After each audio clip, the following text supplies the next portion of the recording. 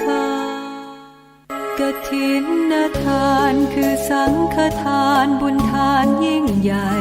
1 เดือนท่านกำหนดไว้นับตั้งแต่วันออกพรรษาถึงขึ้น15 ค่ำเดือน12สิ้นสุดเวลาเป็นการละทานล้ำค่าสืบทอดนานมาแต่ครั้งพุทธกาลขอเชิญชาวพุทธร่วมใจกันทำบุญทอดกฐินบำรุงพระสงฆ์ผู้ทรงศีลทำรงพุทธศาสนายืนนานล้อมรวมศรัทธาเพิ่มพูนกุศลบุญทานต่อยอดประเพณียาวนานทอดกฐินทานตามกาลเวลาสร้างมนุษย์สมบัติสวรรค์สมบัตินิพพานสมบัติเพิ่มพูนศรัทธาปัญญาขจัดความตระหนี่ห่างไกลชีวาสร้างเหตุความร่ำรวยด้วยกฐินทานล้ำค่าสร้างเหตุปัจจัยด้วยศรัทธาด้วยปัญญารู้เห็นธรรมตามจริงขอ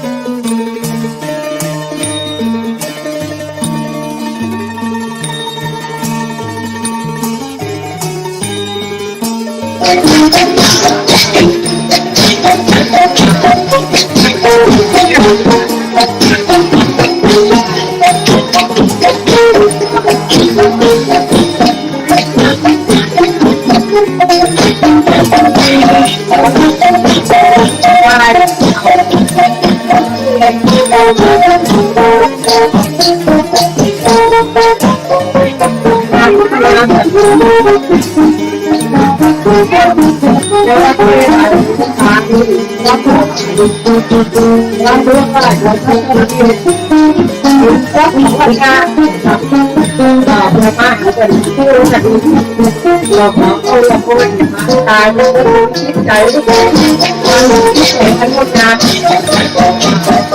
ว่าจะล้าก็ไม่รับค่ะ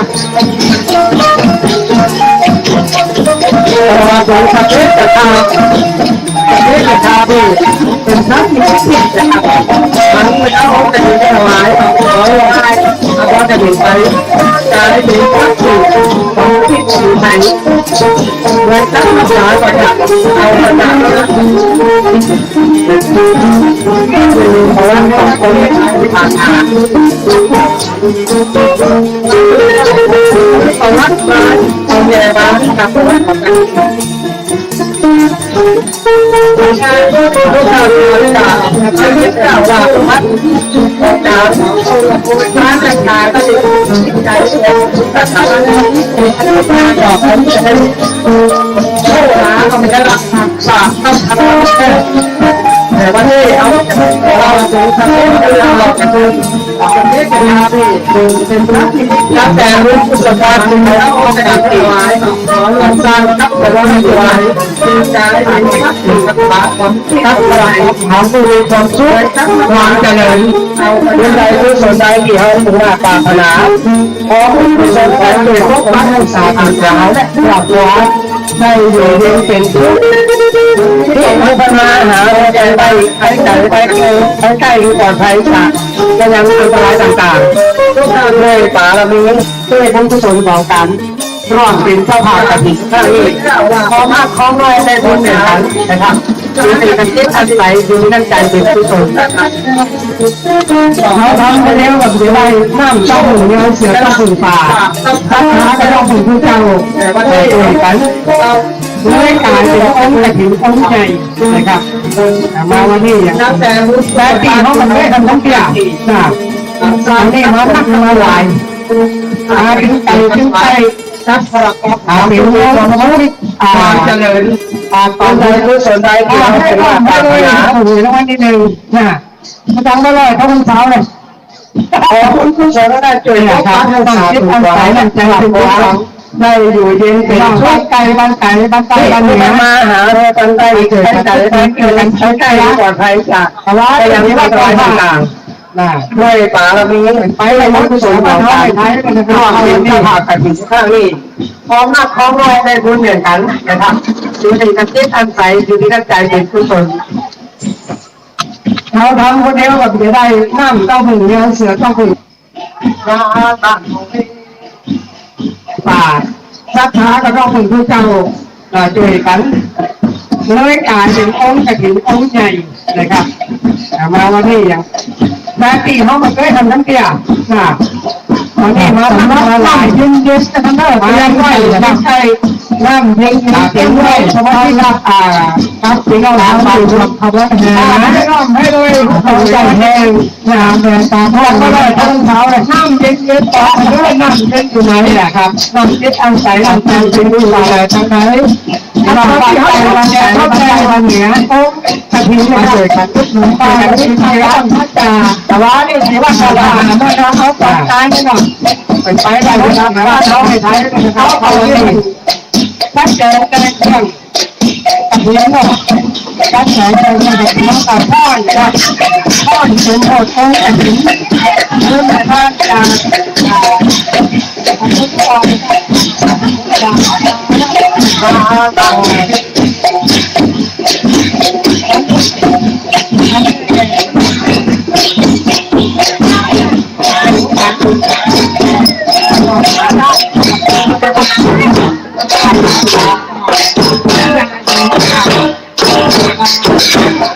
สำนักนั่งเย็นเตรี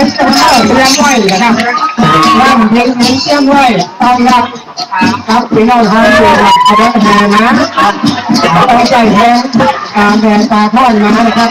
นั่งเย็นบอกเออนั่งเย็นอยู่ไหนนั่งเย็นอยู่ที่ไหนตรงไหนอาจารย์ที่เขาต้องแจกเขาแจกเขากระถิ่นนะครับก็อย่างนี้เขาทอดนี่ขนมขนมทั้งดูนะครับเขาตอนการใส่เวลาครับตอนนี้กำลังโปรยตุนอยู่ครับโปรยตุนเลี้ยงปลาก็พอจะเป็นไปได้เลี้ยงว่าของเขาเป็นส่วนใหญ่ของกับพ่อนครับพ่อนเป็นหมดเลยเรื่องในบ้านการทำทุกอย่างนะ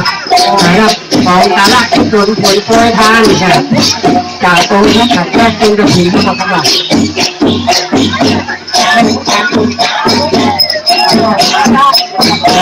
ใหญ่เย็นๆนะครับใหญ่ดูกันเมื่อต่อมีคนสนใจก็ขอปักให้สาธุน้องเราได้อยู่เย็นเป็นสุขต่อของกันมาหาวัดที่ปันเก่าเพื่อเราขึ้นเข้าขึ้นแก่ความสุขความเจริญตับขอบตับตัวตับตื่นตับตัวเป็นผู้ถูกพ้นนะครับ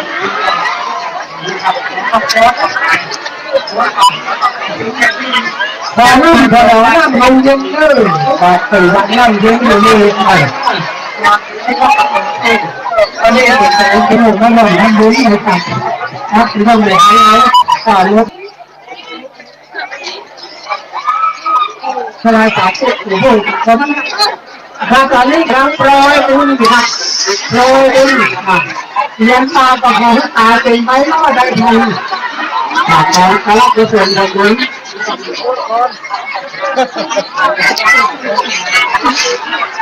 ตอนนี้ตรงกระถิ่นนะครับบริวารรับต่อแล้วให้จำคุณโดยทางครับจากของสภารัฐบาลจะทำเป็นได้และให้แต่งได้แต่งไว้เอาขึ้นมาเลยครับขึ้นมาเลยครับใจเย็นๆนะครับใจเย็นกันเมื่อหนอคุณกุศลไรก็ขอแต่ปักหาสาธุน้องเราได้อยู่เย็นเป็นสุขให้ก็ขอให้กันมาหาวัดผู้ปันเก่าเพื่อเราให้คุณเท่าครับเอาขึ้นมาบนเลยนะครับเมื่อความสุขความเจริญกับขอบกับตัวกับตัวกับตัวเป็นผู้กุศลนะครับ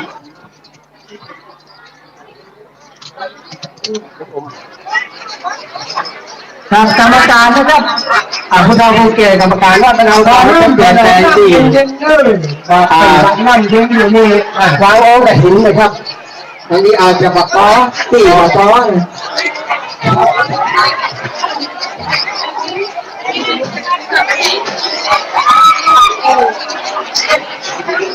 กันไปกันเด้อ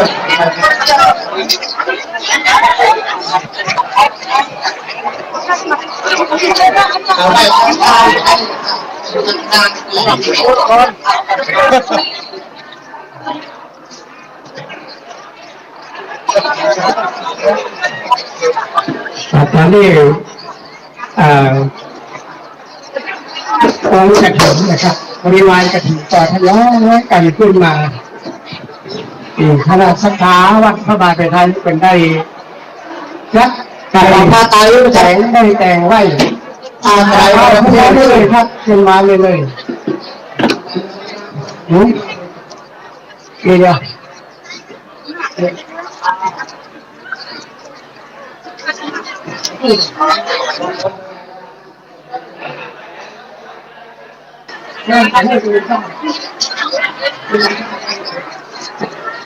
ครับเอาขึ้นมาบนอาหารเลยนะครับเนอะครับไหล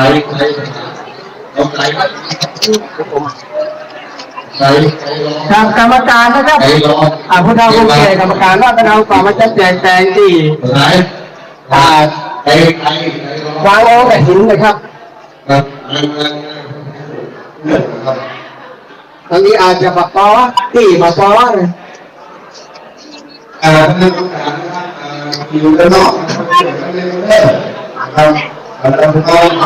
ว่าไปกันเยอะไปถึงโดนนั้นนะครับ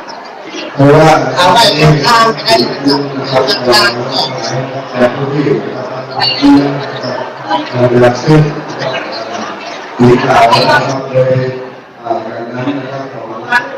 รับ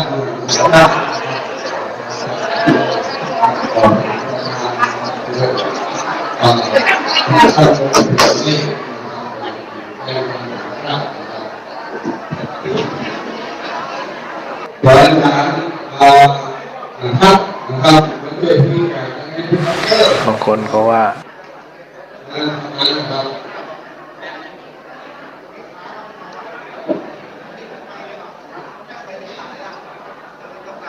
แล้วช่วยไว้นะครับช่วยเอาให้ชื่อนะครับนะครับของให้ชาตินะครับที่มาร่วมนะครับพอได้เป็นปัจจัยนี้นะครับก็เช็คไว้นะครับตรงนี้ครับงานความสามารถวันหนังดูด้วยนะครับใครต้องใครหนังใครบอกนะครับใครรอเวลาหลายคนเร็วทางใครรอครับ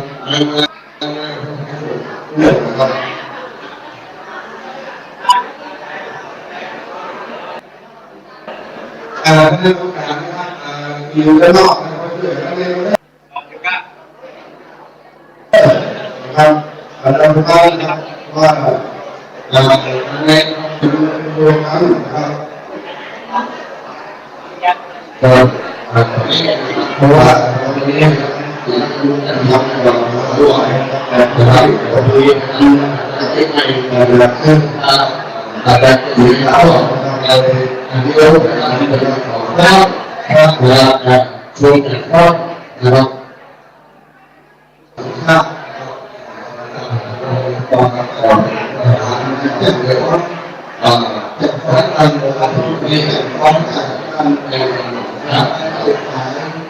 พร้อมกันเดี๋ยวนะที่ครับครับด้วยที่ใดนี้ครับกับท่านเราผู้ทำหน้าที่ที่จะทำงานแล้วก็ไปมาทุกวันที่เราทีนี้เราเป็นนักวิทยาศาสตร์ที่นักวิทยาศาสตร์นะครับทุกวันที่เราเราได้ร่วมนะครับเป็นอะไรนี้ได้เช็คไว้นะครับงานของวันนะครับไปรับเลยร่วมนะครับเลยเอาเร็วแต่เร็วเร็วแต่ก็ถูกที่ดีการทำศาสนาเพื่อที่จะน้อยการการนั้นก็จะได้หลายวิธีการก็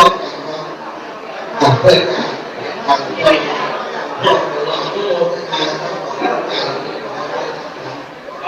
วันนี้มีนะครับน้องทางไทยเรื่องท่านสสการบริหารก็เป็นทางด้วยทางก็เป็นครับตอนนี้จะมีการเรียนนะครับโดยอยากให้เขามีวันเป็นประธานนะครับแล้วก็มีอาจารย์ก็เดียวเป็นข้อตรงนะครับช่วยกันข้อนะครับก็โรงงานหรือว่าพอไปลงข้อจำเป็นจะพร้อมการจะภาพจะพร้อมการลงหนังจะพร้อมการตอนยุคการดูหายนะครับตอนน้องการดูก็นั่งจะพร้อมการทำที่เขาจากการได้ที่หางหลวงก็ไม่หวังแต่ใครก็ที่จะทำนี้จะเป็นคนละให้แก่หมายเลขทางที่ดีนะผู้นำที่ทำต้องมีความเชื่อ อะไรก็นะครับเราแบบนี้ทางที่ดีเนี่ยเราไปให้ทุกวันเป็นการทำเอาเองจะมาเป็นน้องเราแต่แบบนี้เราผู้ใหญ่แก่เราก็ที่เขาหลายครั้งแล้วดีของที่ทางทำเปิดแต่ฉะนั้นแต่ว่าคนแต่ใครต้องสื่อการต้องให้ต้องให้แต่ถ้าเราทำแบบนี้ไม่ต้องแต่เรื่องเกิดที่แต่เรื่องเนี่ยก็ไม่มีการทำที่น้อยอย่างการในการที่ใครได้เป็นการที่ทำก็การเพื่อการเป็นการเป็นพวกเราที่เราทำก็ของคนใหญ่ที่เราได้ทำวันนี้ที่ดีนะครับถึงเอาการเป็นไทยเรื่องท่านสสด้วยกัน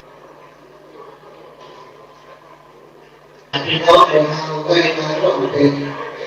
ประธานในพิธีในการทอดถวายแต่ที่สามัคคีส่วนมีเราแรกเล็กเป็นอย่างเล็กเราก็มีสุวรรณเป็นประธานในวันนี้แล้วก็มีหลวงพ่อบุญมาหลวงพ่อบุญมาหล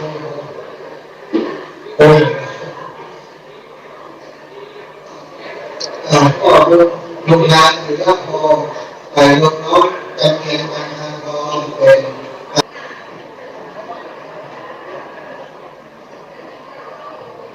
แต่ภาพใจน้องเป็นเราประธานแล้วก็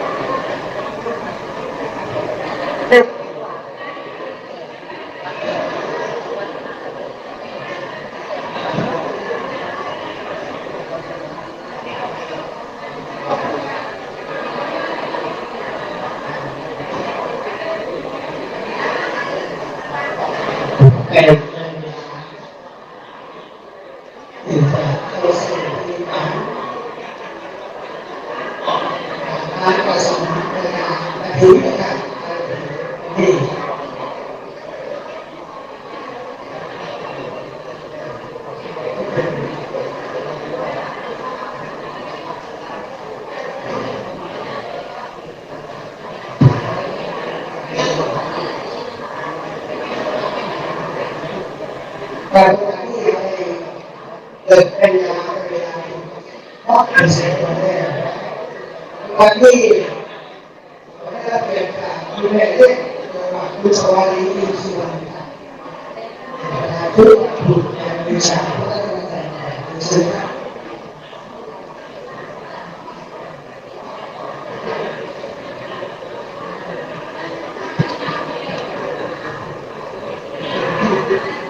เป็นทางเข้ามาระบบเป็นสิ่ง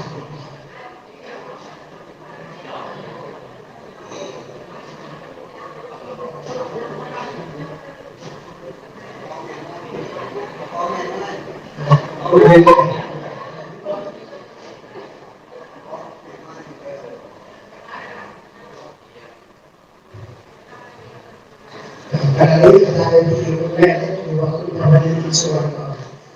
เราเป็นผู้วิชาเพราะอะไรเขาต้องการการเรียนรู้แม่ได้ที่สุดการพัฒนา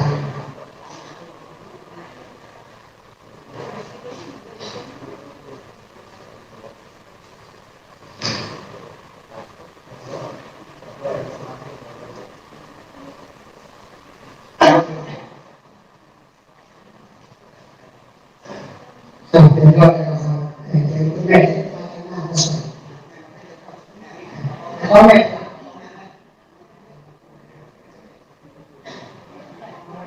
การอะไรมาสอนให้ลูก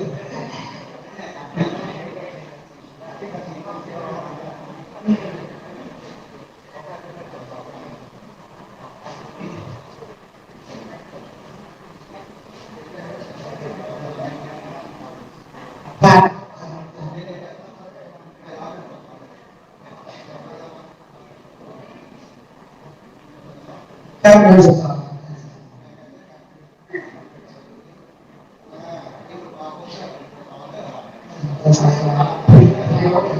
เอวเชื่อไป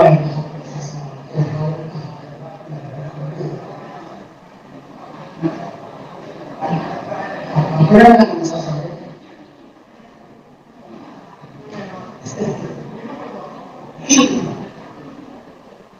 แต่ต้องทำงานในภาคการ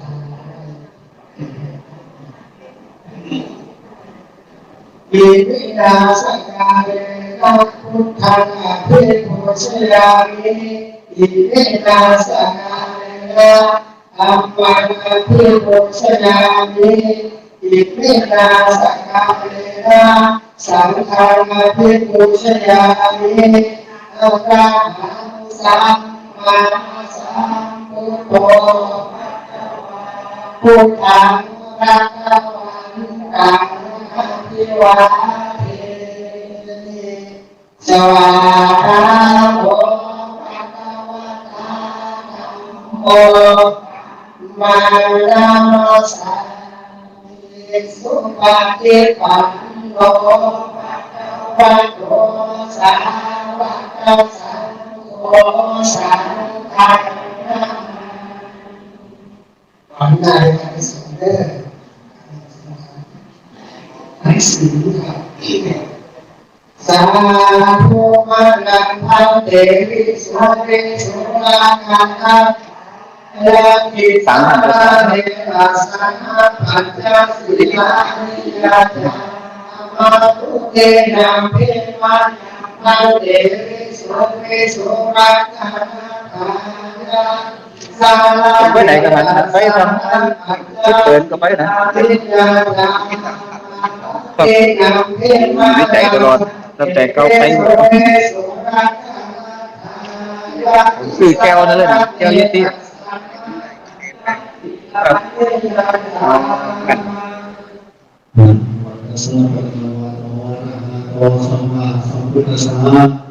นะโมตัสสะภะคะวะโตอะระหะโตสัมมาสัมพุทธัสสะนะโมตัสสะภะคะวะโตอะระหะโตสัมมาสัมพุทธัสสะนะโมตัสสะภะคะวะโตอะระหะโตสัมมาสัมพุทธัสสะนะโมตัสสะภะคะวะโตอะระหะโตสัมมาสัมพุทธัสสะนะโมตัสสะภะคะวะโตโอสัมมาสัมพุทธัสสะพุทธังสรณังคัจฉามิ พุทธังสรณังคัจฉามิ ธัมมังสรณังคัจฉามิ ธัมมังสรณังคัจฉามิ สังฆังสรณังคัจฉามิ สังฆังสรณังคัจฉามิ ตุติยัมปิพุทธังสรณังคัจฉามิ ตุติยัมปิพุทธังสรณังคัจฉามิ ตุติยัมปิธัมมังสรณังคัจฉามิ ตุติยัมปิธัมมังสรณังคัจฉามิ ตุติยัมปิสังฆังสรณังคัจฉามิ ตุติยัมปิสังฆังสรณังคัจฉามิ อาติยัมปิพุทธังสรณังคัจฉามิ อาติยัมปิพุทธังสรณังคัจฉามิ อาติยัมปิธัมมังสรณังคัจฉามิ อาติยัมปิธัมมังสรณังคัจฉามิ อาติยัมปิสังฆังสรณังคัจฉามิ อาติยัมปิสังฆังสรณังคัจฉามิ นาติปะทะเวระมะนิสิกขาปะทังสมาธิยามิ ปานาติปะทะเวระมะนิสิกขาปะทังสมาธิยามิ อาทินาทานาเวระมะนิสิกขาปะทังสมาธิยามิ อาทินาทานาเวระมะนิสิกขาปะทังสมาธิยามิ อะเมสุวิชาจนาเวระมะนิสิกขาปะทังสมาธิยามิ อาเอสุมิสาจาเวระมะนิสิกขาปะทังสมาธิยามิ มุสาวาทาเวระมะนิสิกขาปะทังสมาธิยามิ มุสาวาทาเวระมะนิสิกขาปะทังสมาธิยามิ สุรังเองเรยังมัชฌะปมาหานาเวระมะนิสิกขาปะทังสมาธิยามิ สุราเมรยะมัชฌะปมาทฐานาเว เวรมณีสิกขาปะทังสมาธิยามิอิมานิปัญจสิกขาปะทังสีลโสภะติยันติสีลโภคสัมปทาสีลนิพุติยันติปัสมาสีลังวิโสทะมิสา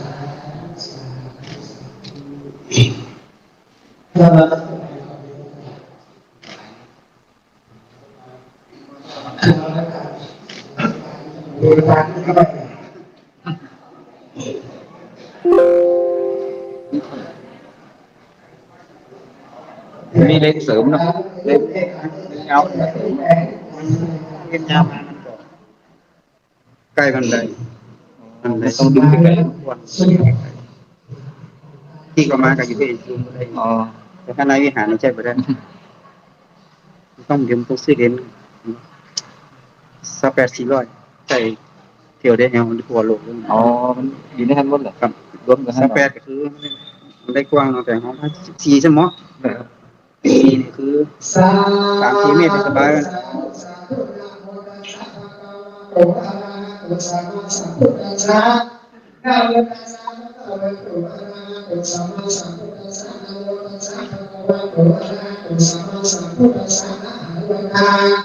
วิตาโรสัพพะพุทธานังสัพพะมุสังฆะเวทิสัพพุทธาสัพพะเรสัพพะเรนังเป็นการของการสาธุปัตตาอิโมโนกังนังมาไว้อยู่นานังโมราสัพพะทุกาตาไหลในสัพพะลูกไปหามาเป็นสองพักออกเป็นกองคำเกิดจากน้ำต้องเกิดเลยแต่ถึงใจวันยังไม่ได้ทำให้เราหมายถึงเรื่องเราใจเป็นความหมายทางกาย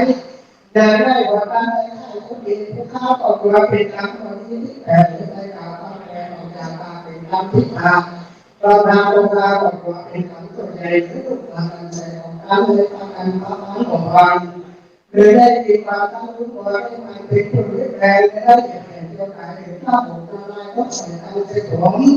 น้อยเลยวันนี้ไม่ต้องทักษีโมสะอาดได้พักมันหลงไว้ในใจผมได้หลับลูกค้าก็ควรเป็นคำของเราตัวนะบางเวลาบางทีนะผู้ค้าก็ตายก็ไม่เสร็จแต่พ่อเราทำไมอะไรหนักรุกผ่ากันช้าเราก็เราไม่ได้ทำสุดเราตั้งของมือเราไม่เราเห็นเราเอาไว้ในใจหายถึงด้วยผู้ค้าด้วยขอสมณะยังสักพักนะแต่ถ้าขอให้ผ่านไปหมดแต่เรายังทุกข์ตัวไหลขึ้นนิดได้แล้วพอเป็นผู้จำไว้นั้นเสร็จเลยเป็นผู้สวรรค์อยากได้กินน้ำมันเป็นสุดาสักทุกทุกอาการนักศึกษาที่อาภาษกายเนื้อวิญญาณสัตว์เสียสักการโกสังขารทุก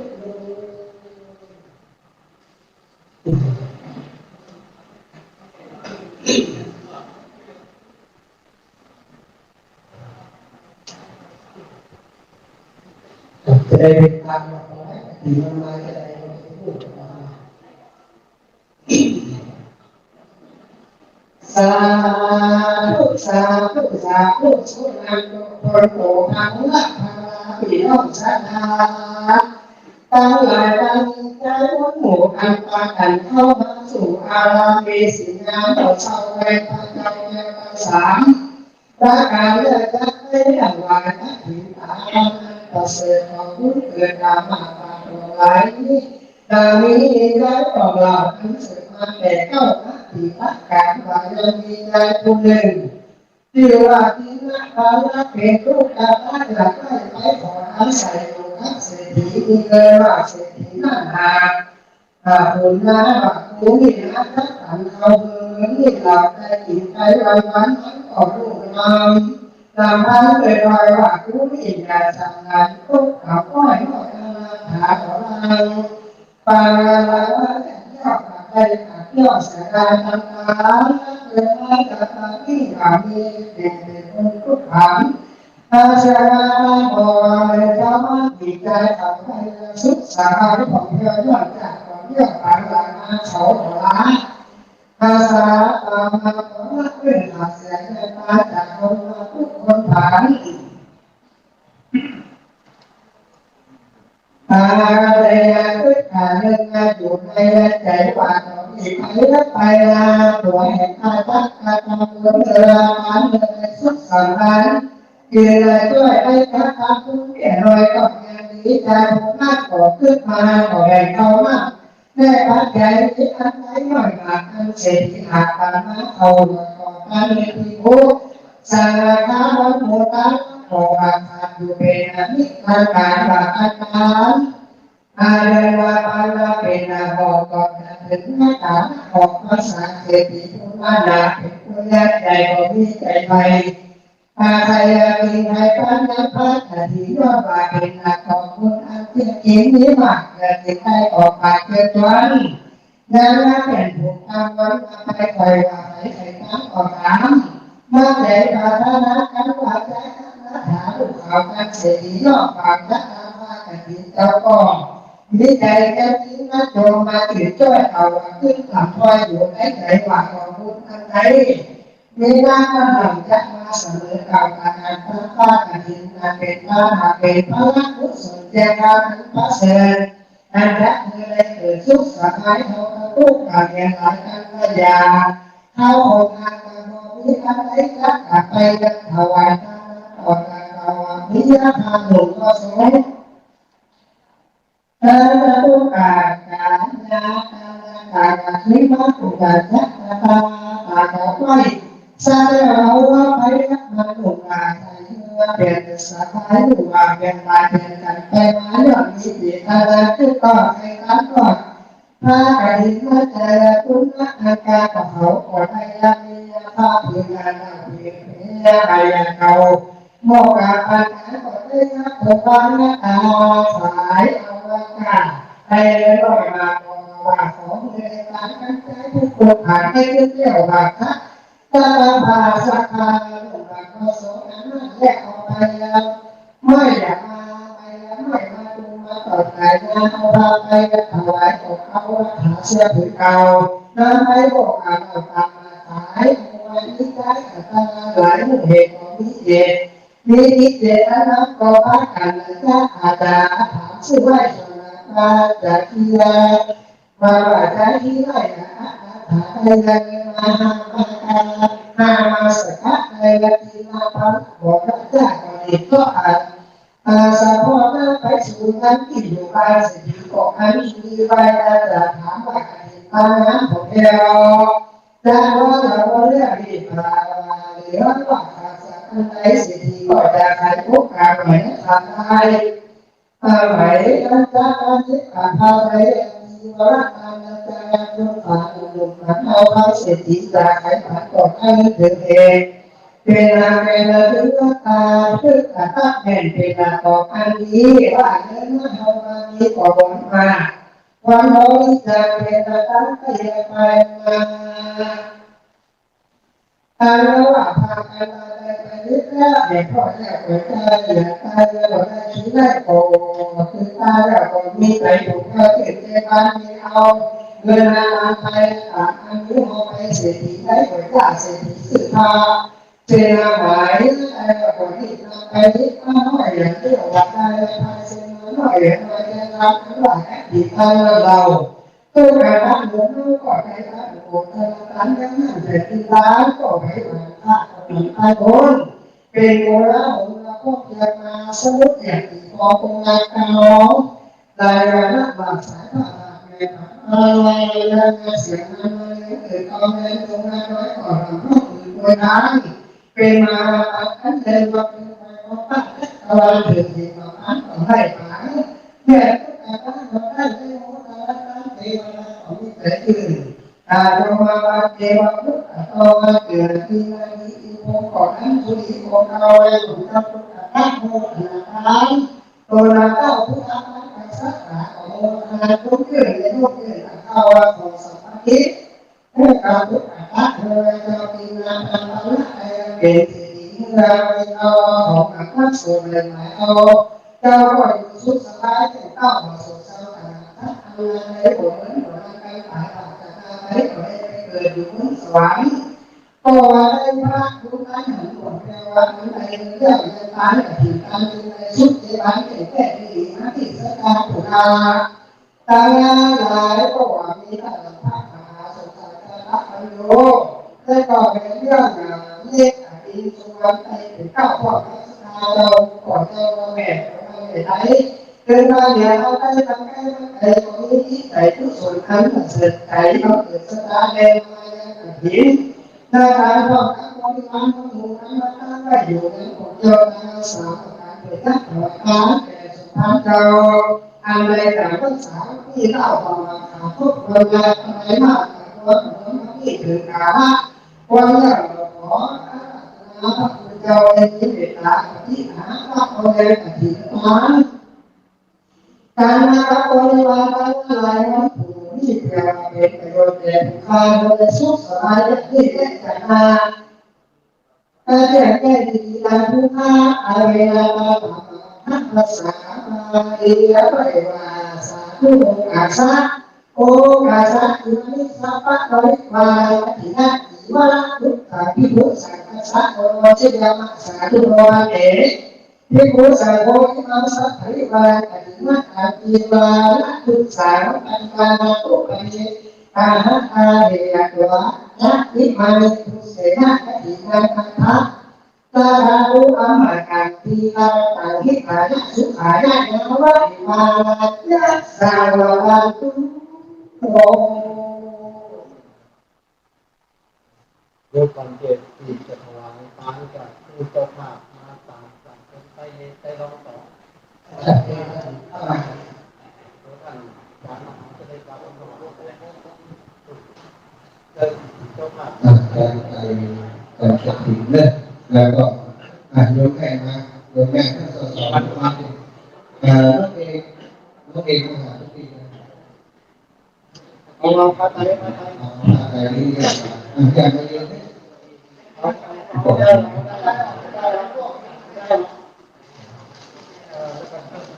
เอาอยากให้ท่านสอน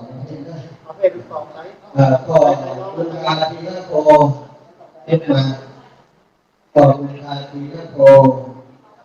โยมสอนมาให้แก่ไม่อยากไม่อยากการสอนเยอะไม่อยากให้เองคุยอะไรมาทุกที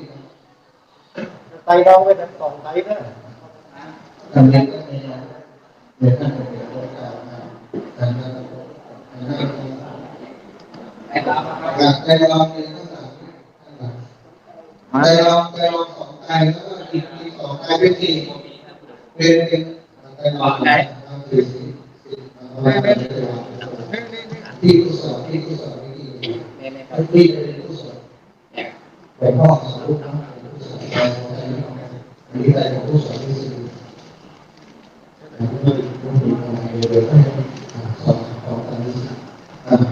แล้วก็บ้านเราที่เป็นเจ้าภาพมาลูกอะไรที่เป็นเจ้าภาพเอาใจที่เป็นเจ้าภาพที่บ้านเราที่เป็นเจ้าภาพมาเรียนที่ทางเป็นสองลูกอะไรลูกสองคนน้อย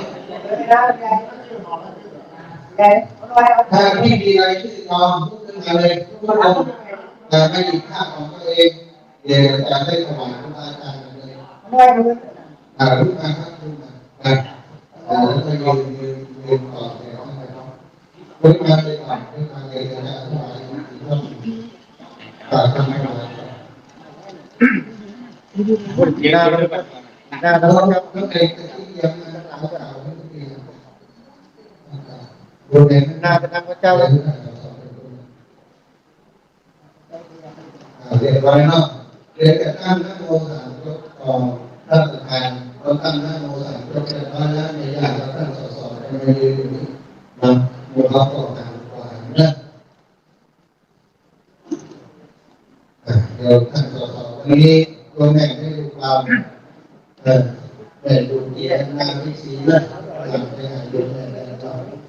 ดูแม่ได้ดูความแล้วท่านสอนจะเป็นคนกล่าวที่แม่เรากล่าวนำแล้วก็โมหักกล่าวถามว่าทุกคนนะที่มาอยู่ในวิหารจะดีอยู่กันรอบกันเองถือว่าเขาเป็นเจ้าภาพร่วมกัน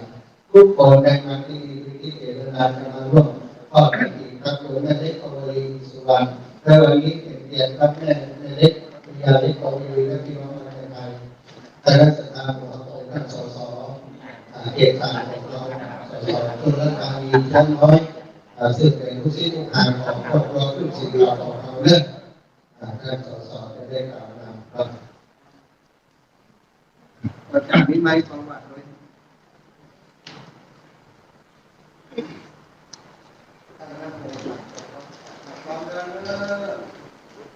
เรานั่งโมสามจบพร้อมกันนะครับผมนะโมตัสสะภะคะวะโตอะระหะโตสัมมาสัมพุทธัสสะนะโมตัสสะภะคะวะโตอะระหะโตสัมมาสัมพุทธัสสะนะโมตัสสะภะคะวะโตอะระหะโตสัมมาสัมพุทธัสสะ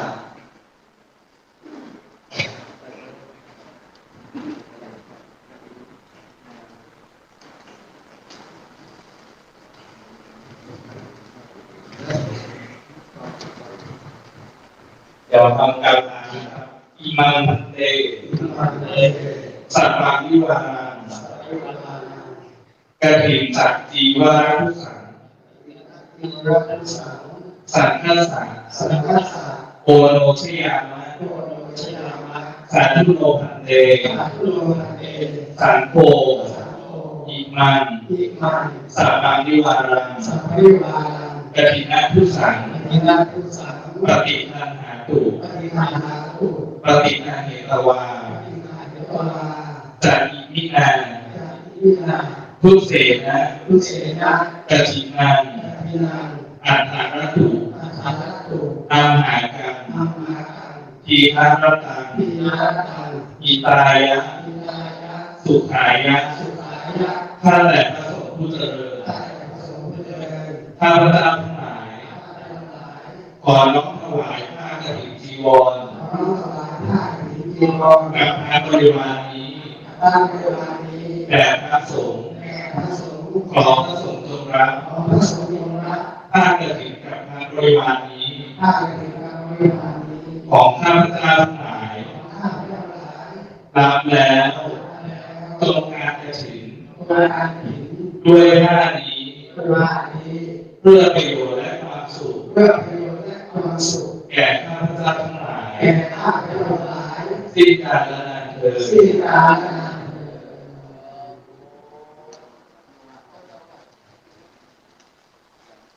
เดี๋ยวส่งเป็นการที่ตลกถ้าผู้ว่าเป็นคนไทยก็อันนี้มาวางนี้วางรูปแบบวางไว้หน้าเสร็จ ท่านสสเรียนแข่งกันเป็นนักตีเลยนะท่านสสเป็นนักตีคือพอวางต่างทางให้เราเป็นสองคนเป็นคนดูแต่เรื่องนั้นเป็นวางเราวางไม่ให้เป็นการทำลายกันแต่ตอนนี้ส่งเป็นคนดูกันดูกัน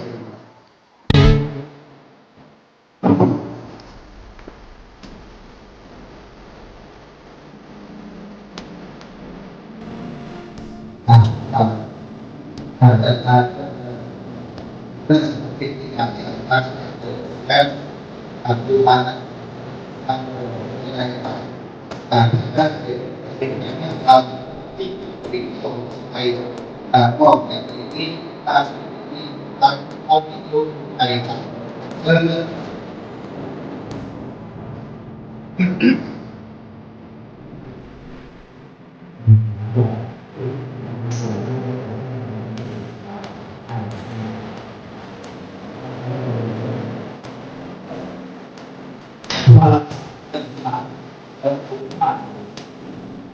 บริวารนี้เป็น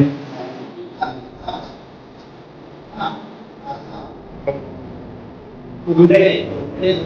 ว่ามีส่วนพร้อมสิ่งนั้นต้องการท่านเรียนเราร่วมวิสาหกิจมองแต่ภาษาโอ้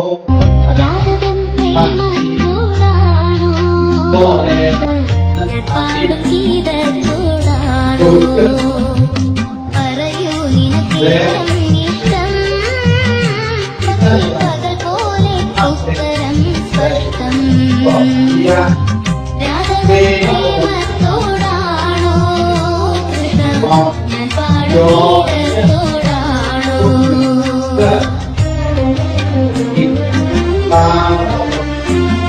และมีคำหาการผู้รู้พระพุทธาธิบายสังวรณาหรือว่าภิกษุทุกใดประกอบด้วยศีลสุตาธิคุณมีสติปัญญาสามารถรู้ธรรมแปดประการมีอุปกิจเป็นต้นภิกษุทุกนั้นจึงสมควรเพื่อจะกระทำกฐินกิจตามพระบรมพุทธานุญาตได้บัดนี้พระสงฆ์ทั้งปวงจะเห็นสมควรแก่ภิกษุทุกใดจงพร้อมกันยอมอนุญาตให้แก่ภิกษุทุกนั้นด้วยเถิด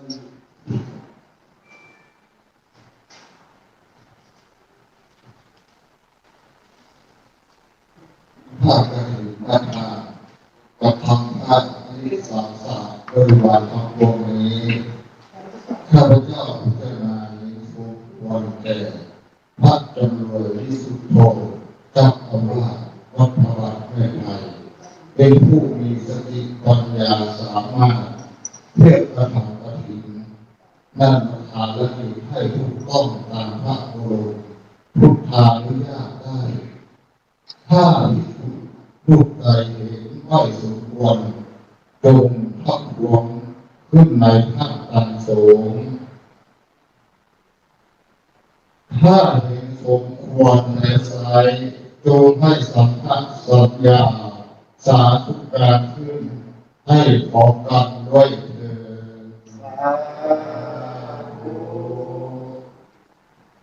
ดูรักไปรักษาพูดด้วยกัน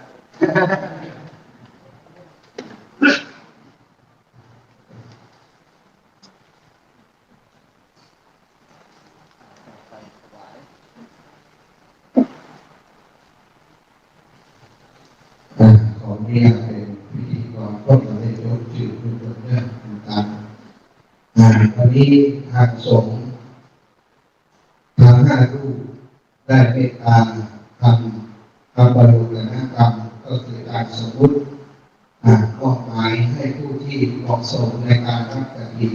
ตามที่ญาติโยมได้สละรับฟังไปแล้วนับต่อไปก็จะได้ถวายผ้ากฐินซึ่งทรงได้อนุมัติเป็นฉากานักดีเรียบร้อยแล้วก็เป็นพระภิกษุรูปที่สามซึ่งก็เป็นครูบาอาจารย์ที่การรักษาการอยู่ที่วัดบาทในไทยของเราตลอดการสาธุความบริบูรณ์ขอเรียนเชิญหลวงแม่เล็กปางวลีอินสุวรรณได้เป็นตัวแทนซึ่งเป็นเจ้าภาพเจ้าศรัทธาก็โดยได้ถวายผ้ากฐินพร้อมกับผ้าลูกตามลูกคือมาเป็นที่แม่ทำสอได้ลูกเราเรื่องการสมาร์ทแฟนก็แฟนคนนั้นได้ลูกเราได้เด็กมาเคยการโยกเลยเอาละแล้วก็คุณทาธีระโพก็คุณทาธีระโพคุณสมมุติลูกคือมาก็คุณทาธีระโพลูกที่หนึ่งก็คุณทาธีระโพลูกที่หนึ่งนั่นอันนี้ครูบาอาจารย์เมตตาเป็นพระผู้สวดโดยท่านคุณสมมุติลูกที่สองอายุยกมือถูกต้องตามวินัยต่อไปคนที่เป็นเจ้าภาพถ้าใครถ่ายอยู่นะพระคุณเจ้าทุกมาพระคุณเจ้าทุกมาเลยที่ทำเมื่อกี้ใจเรื่องเรียนรู้อะไรดีกว่าเรียนสวายบริวาร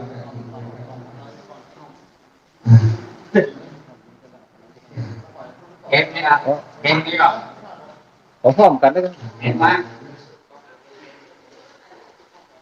เด็กๆไว้ก่อนที่แฟนเดินมีเจ้าภาพถวายได้ถ้ากล่องของใครตัวเรียกแม่บอกยังถวายได้ของเราอยู่ไหนถวาย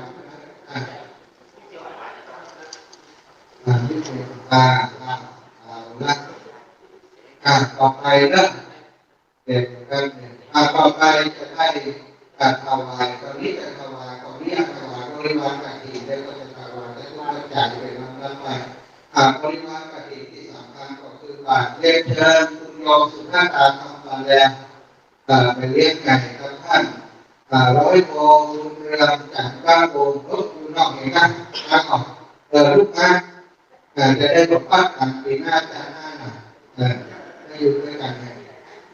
จะได้ลดแก้กันอันนี้เป็นเจ้าภาพที่รัฐการจัดเอกที่ผ่านมาเนี่ยเป็นได้กี่ล้านผมจำได้ด้วยการเกณฑ์จะด้วยการเกณฑ์ยกเกณฑ์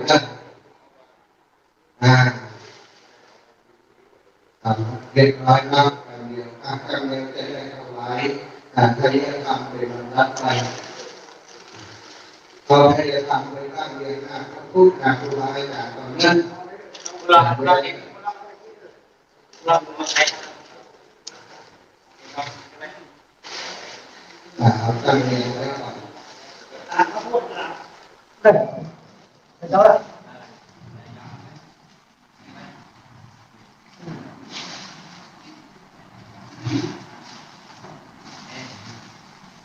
เดี๋ยวท่านให้ยกบริวารกฐินเขาขอได้อยู่ร่วมได้ร่วมได้ร่วมได้เราลงติดคุณจะลงติด3ก่อนลงติด3มาแล้วก่อนติดกันนะเดี๋ยวนี้แต่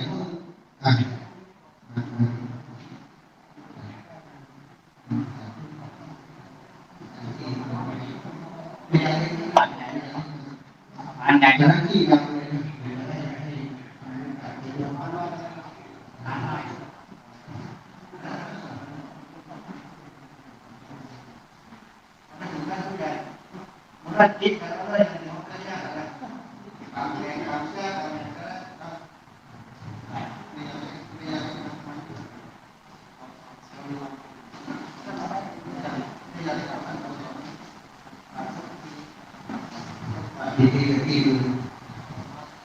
่นั่งถามเรื่องผู้ใหญ่ถามท่านผู้ใหญ่ถามเรื่องที่เขาคิดกันเรื่องว่าต่อกันทุกเติมที่จะตั้งที่อยู่แต่ถ้ามีหวังที่ไหนที่ยัง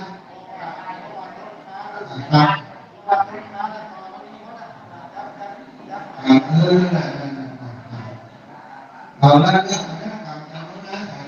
การทุกการเนี่ยหมดนั้นหรอกการหาเรื่องไว้คนนี้นั้นหรอกการหาเรื่องไว้ได้เลยครับถามเรื่องนั้นเลยในเล็กๆเลยครับขอนางสาวไม่อยากให้สวัสดิ์เลยได้ไม่ถึงไหนก็เป็นได้ทุกคนเนอะพูดเลยพูดนะเอาเรื่องตรงนี้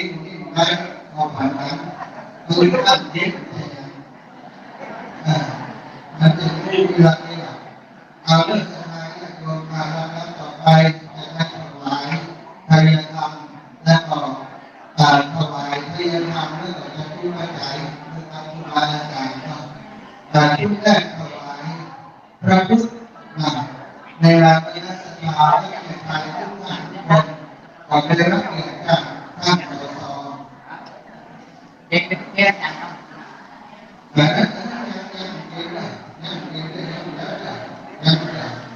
ท่านสสเจ้าทางนี้เยอะหน่อยได้ถวายพระพุทธท่านสสวิเวกไม่พูดเรื่องวางนะการยึดมั่นจะเป็นนักสมาธิเรื่องนั้นแต่เราไม่ได้อยู่ในท่านสสถวายพระพุทธ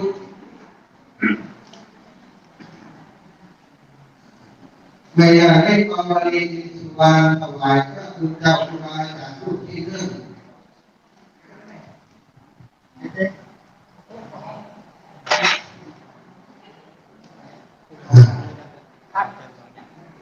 เอาเฉพาะสามเรื่องจะได้ถวายตั้งใจนะครับไม่มีหลายคนเลยถวายไปถวายสามก็ได้ถวายพระ นั่นอยู่ในการแต่งตัวสำรองนี่นะแต่พอมันเป็นอย่างนี้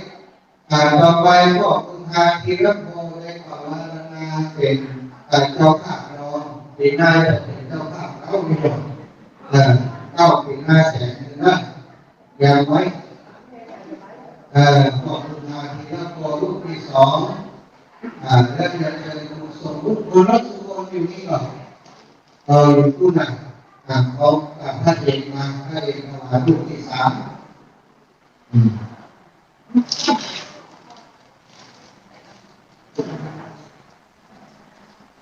ต่อไปขอท่านผู้ใหญ่ชัยพรแก้วพินเมืองเป็นตัวแทนพี่น้องชาวบ้านทุกท่านทุกคนทุกที่สี่แล้วก็น้องเอกที่ว่าท่านรักอันนี้ก็เป็นตัวแทนท้องถิ่นไปถวายลูกเอกที่ไหนลึกอีกให้ยังลึกบางการต่อไปพวกอาจารย์พวกอาจารย์ก็ได้รับเกียรติจากโยมแม่ไม่อยู่ในกระดิ่งแม่โยมแม่สอนคุณไปในสุขรานอยู่กับนะเวลาหน้าข้อมีหนองกาใครจะเป็นเจ้าพ่อจะไม่เป็นเจ้าภาพที่บ้านมาถามเองรุ่นไหนก็ตามมาแต่ไหนไม่ได้ไปสอนคุณไปในสิทธาเนื่องจะไม่เป็นเจ้าภาพสมาธิวัดหาแมวพี่น้องหาแมวผู้ใดนี่นะผู้ใดอยู่กองพอจะบอกมีคนเรื่องหรอถ้ามียกมือขึ้นจะบอกของตัวเองก่อนนะให้นอกใจก็ไม่นอกใจบอกให้ต้องเป็นงานเขาทางไหนแยกตัวจริงทางไหนที่เขียนไม่ใช่นั่งว่าเก่งไม่ร้ายนั่งหลายคนนั่งออกอนุญาตเป็นโยมแม่ที่มาไกลเรื่องน้อยอายุน่าเด็กคนน้อยไม่อยากจะพูดอายุ102 ปีอยู่ในนี้ก็อยู่แกพูดมาแต่กินก็นานนะ102 ปีเนอะเด็กจะมองว่าทำไมถึง102 ปี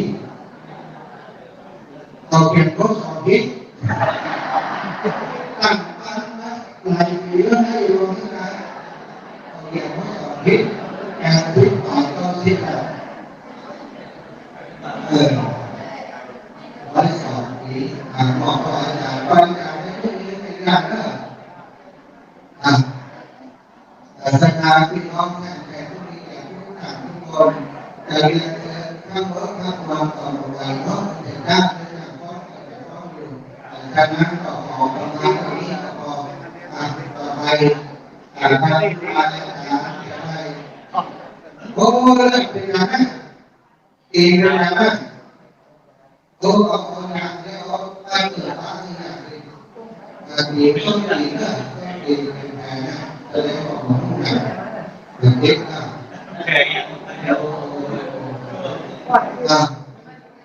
อาการสบายเนาะประเทศจะทุกข์ใจเป็นที่เรียบร้อยต่อไปยังปัจจัยเนาะต่อไปเป็นปัจจัยเนาะปัจจัยข้างทุกปัจจัยข้างทุกได้ตามโยมแม่บัวลอยสายเขียวพี่น้องวันงานแรงมาอยู่ลำรถมาเลยแม่บัวลอยสายเขียวที่พระพุทธเป็นพระใจพระ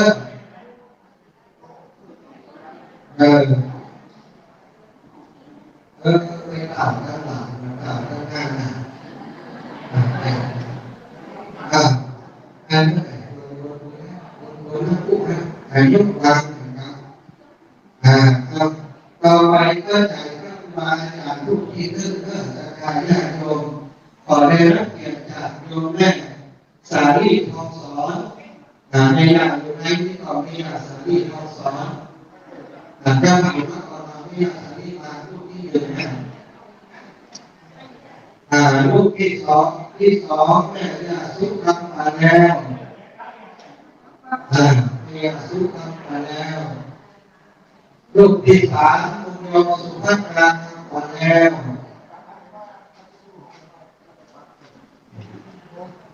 ลูกศิษย์ที่สี่ได้ญาติสีวันชมพูบุญได้ญาติสีวันอยู่ในนี้ก่อนได้ญาติสีวันชมพูบุญอยู่ก่อนมา3-4คนนี้เรื่องสุภาพอาสามาที่ไหนทำแต่ไม่สองได้สุภาพอาสาได้ญาติสีวันอยู่ก่อนได้ญาติคนเรียนกันครบลูกที่สี่เอาไว้นะเนี่ย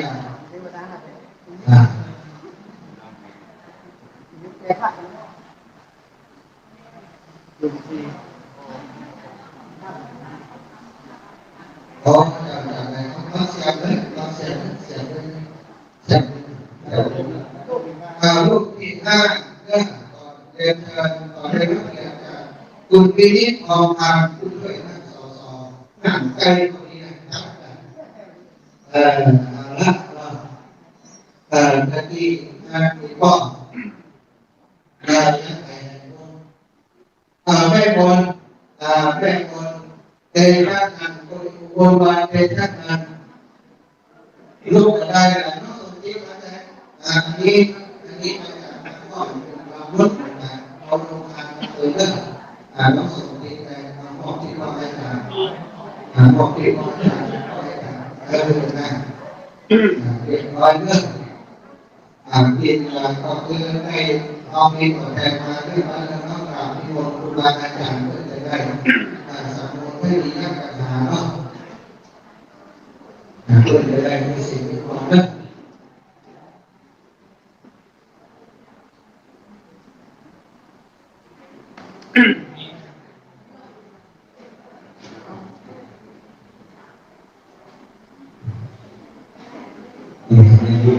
ซึ่งเป็นหมายซึ่งสิ่งดีเวลา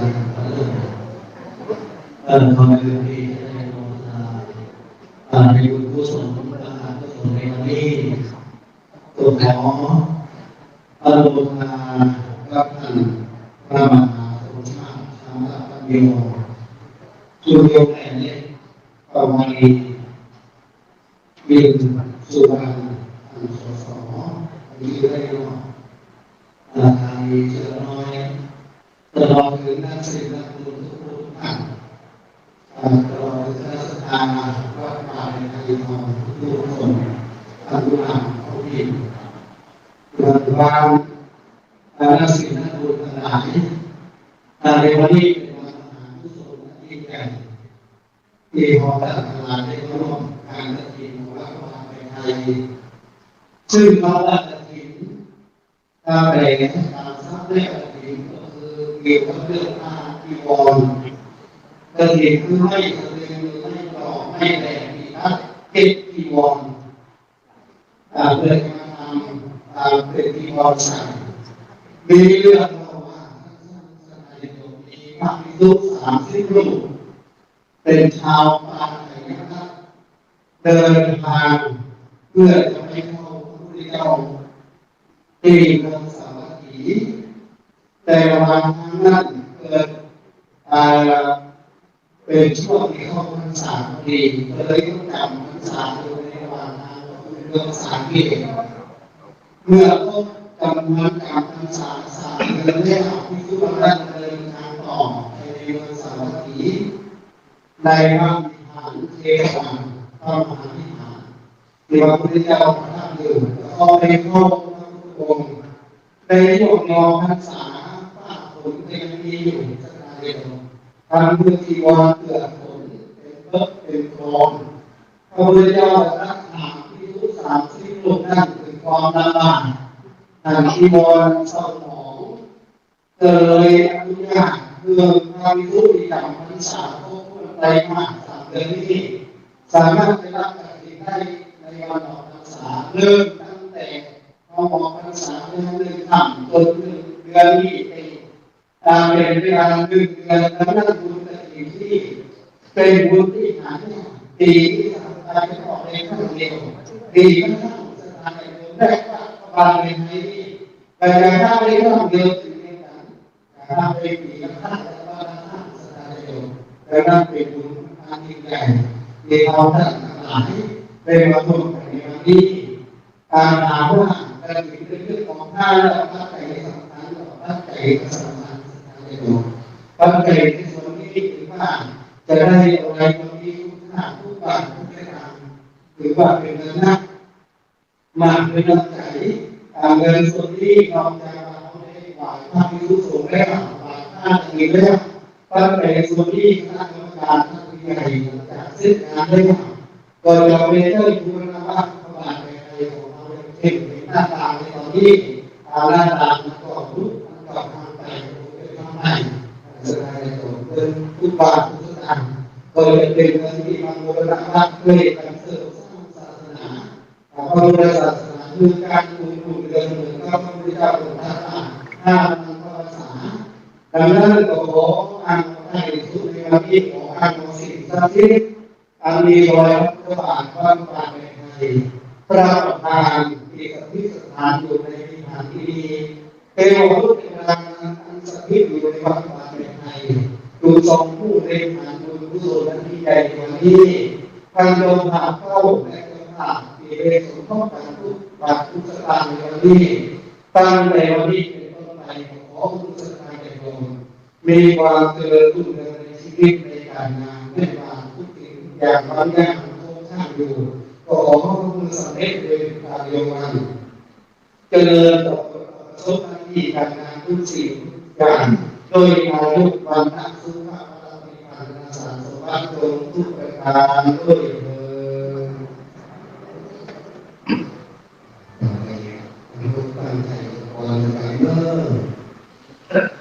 ยันหาว่ามีวันนาตุลาการีปุเรนสังฆามีวันเทวานีโพธินันเตตนาลุปตาติปิตินาเวตุนันทิมาเนวสัมเดสัตุสัมเอเวนุสังฆตาจันโทปนังโสติหามิโชติกาโสติโยวิวัตตันตุสัพพะโลกเวนะสัตตุมาภวะตุอะระโยสุขิติกายุโกภวะอภิวาทนาสิริสันนิจังพุทธาอิโตจักขังโรธรรมังวัฏติอายุวันโนสุขังพระรังเรพระพันธิสัพพะพระพันโยเทียกาตาเรนันทินังมาริเยสุสุเรสุตาติปัสสันตัมมาปัสสมิปุราโคติภาคิยาเยตัสสะนุโม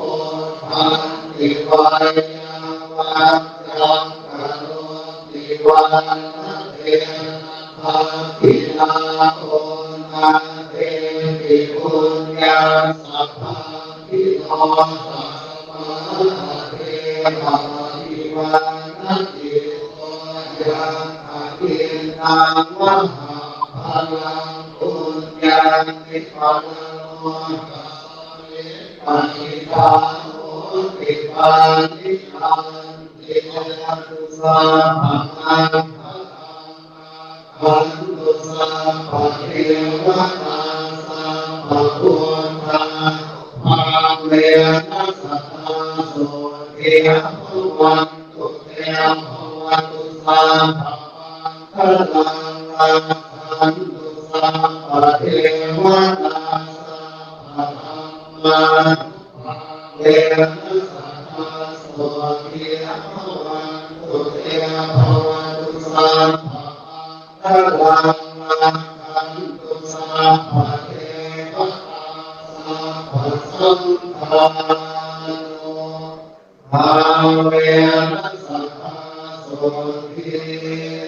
ภวันตุเต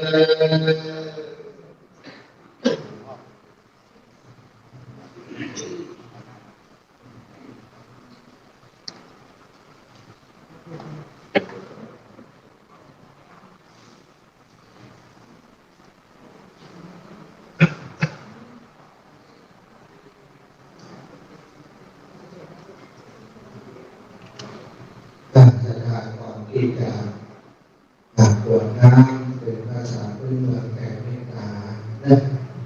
การในช่วงนี้ศรัทธาญาติโยมทั้งหลายผู้มาจากในสามโมทนีเวทถาคือสิ่งที่ก่อนแล้วเพื่อจะส่งบุญส่งกุศลในยังสรรพสัตว์ในยังบุญญาในยังเทวดาทั้งหลายขอศรัทธาญาติโยมทั้งหลายนั่งสงบจิตสงบใจแผ่บุญสักครึ่งนาที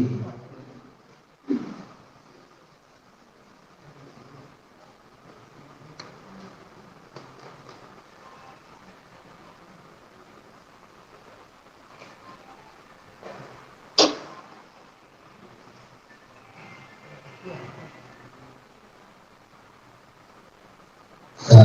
ธุสาธุสาธุสถานญาติโยมทั้งหลายก็มีแม่ทั้งหลายทุกท่านทุกคน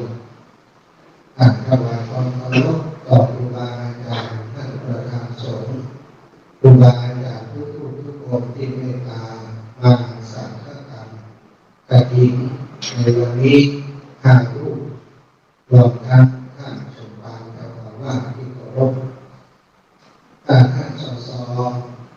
สมาชิกสภาผู้แทนราษฎรเขต 3จังหวัดลำปางสสซึ่งเป็นลูกเป็นหลานของพี่น้องบ้านเราสถานญาติโยมเมื่อนานในเรื่องที่ทางสสเป็นคนบ้านธรรมดาเจ้ายุทธเจ้ายาวเจ้ายุทธเจ้าซักบอกขึ้นมานั่งโซฟาที่เกิดเตียงไม่เคยแบบนี้ก็ไปยอมมานั่งโซสบายกับพี่น้องชาวบ้านศรัทธาของพิจารณาเอามีการมีงานมีสิ่งมีการที่ไหนก็เคยที่ว่าหาท่านสส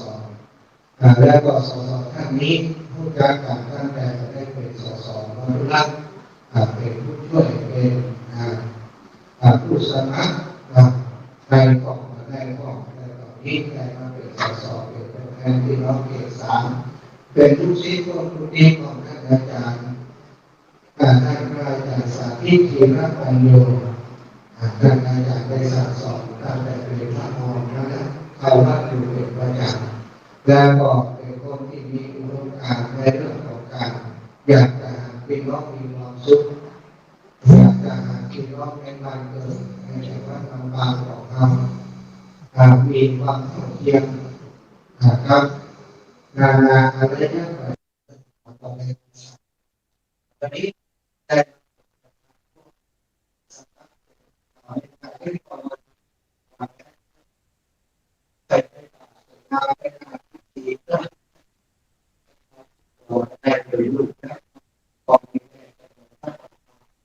การแสดงของที่ไปที่มาของคุณแม่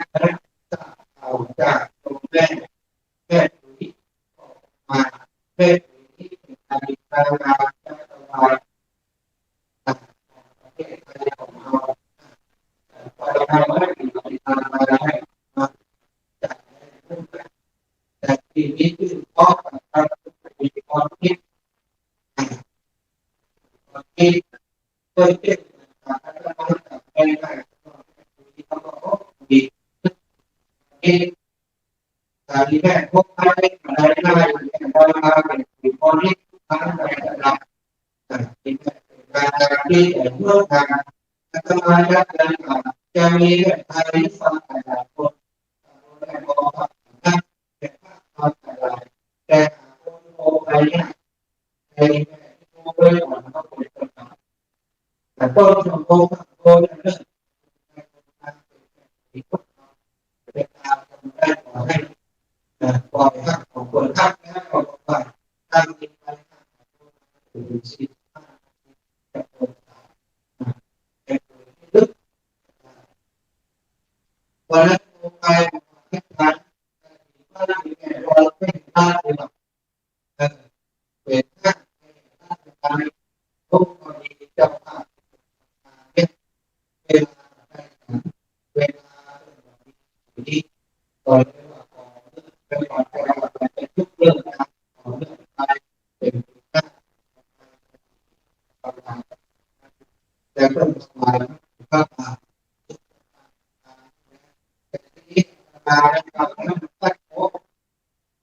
จ้าการตั้งใจผู้การตั้งใจนะผู้การที่จะตั้งใจนะจะไปนอนที่มือข้าก็จะต้องไปรวมได้ก็ก็ถ้าตอนนี้ก็ติดเงินการแล้วก็ทำอะไรอะไรเดินไปและวันนี้ถ้าเป็นการต่อไปอยู่นี้ก็การแล้วก็ได้ตัวบางจากการเป็นนักบริหารหน้าที่จากได้ถ้าเป็นพวกเราไปผ่านรับใช้ในการเข้าเรื่องการผู้เรียนรู้ที่ทำอะไรจากนี้ดูก่อนแล้วกันแล้วก็วิทยาศาสตร์การเรียนการที่ว่าทีนี้ก็จะมาเป็นวัฒนธรรมก็ได้ที่ตอนเรียนเดียวแม่ต่างกันก่อนเรามาพอแม่ต่างกันพอได้ต่างถ้าเราเรียนเป็นว่าคุณลงหวังผู้ช่วยผู้ใหญ่บ้านผู้การขอสมความรู้การปลอดภัยด้วยขอรู้เพื่ออย่างนี้โอ้การเป็นพวกการตั้งดูแลต้องเปลี่ยนการผู้ใหญ่ที่ต้องผู้ช่วยต่อไปทุกความผู้ช่วย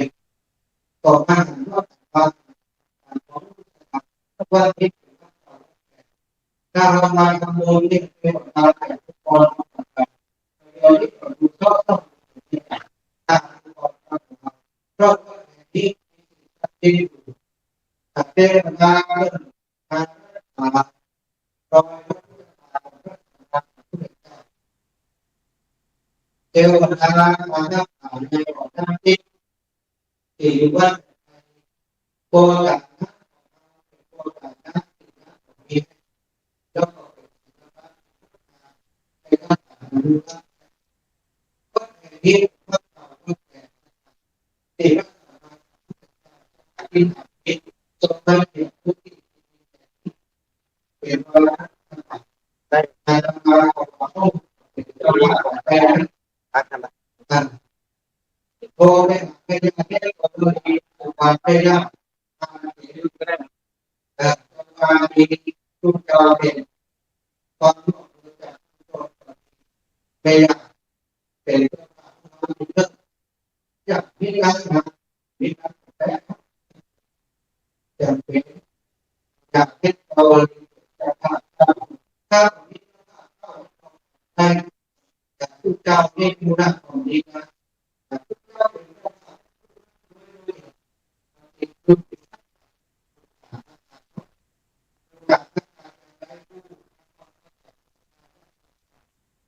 ก็ในการทำงานเราดูก่อนหน้านี้ไปเรื่องความตัวนี้จากที่บอกการที่อันนี้คือมาจากในฝั่งความไทยแล้วก็เป็นราคาที่โครงการลดเงินแต่พอฟังว่าลดแต่นี้ไปว่าหากแล้วผู้จัดการแจกการรับไปว่าหากแล้วผู้ที่จ่ายเงินมารวบรวมการวางจากที่การมายกมือบอกเรายกมือมาแล้วก่อนยกมือมาแล้วก่อนเราลงมาแล้วก่อนมือเลยสัญญาว่าไม่ได้แต่ว่าไม่ได้ในระหว่างในตัวเราที่นี่ใครเป็นก็เข้าต่อผู้การเรียนเพื่อมาคนเรียนถ้าจ่ายโต๊ะนี้ว่าเจ้าหน้าจะเป็นมีสการของอะไรทำไมถามว่าซื้ออะไรเขาดีมีส่วนบริการของเขาด้วยส่วนใครจ่ายโต๊ะที่การเจ้าหน้าการซึ่งความเข้าใจมาเลยตรงที่ปฏิบัติเราถ้ามีการทำเขาเยอะ เลยนะขอบคุณเรื่องจำข้อไม่ได้จำข้อการไปต่อในวันนี้ก็จะเอาข้อก่อนแล้วพอจำข้อไม่ได้ตามข้อก่อนจำข้อที่เรามีการเรื่องนะเก็บตามข้อก่อนเนี่ยจะเอาใส่ปากอย่าต้องคุณมองดูครับจำข้อเรื่องเราที่เป็นการเอาใส่ปากเราต่อจากการนั่งใส่ปากนะถ้าพูดกับมันเราจะออกไปนะถ้าต่อไปด้วยออกไปนะทางกลุ่มกับมันการทำงานก็ได้การทำงานที่การว่า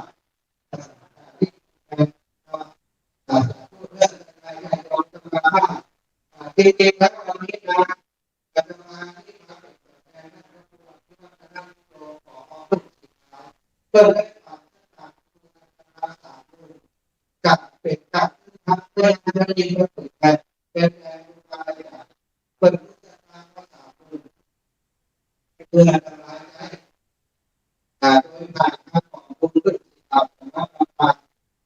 การทำงานของพื้นที่มาได้ของคุณมาแต่ถ้าเอามาลงมาแล้วก็ทำแบบนี้มันจะเป็นปัจจัยที่จะได้มาสร้างการทำสีการแก้งานแก้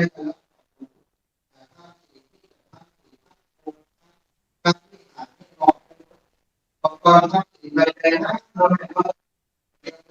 ได้เรียน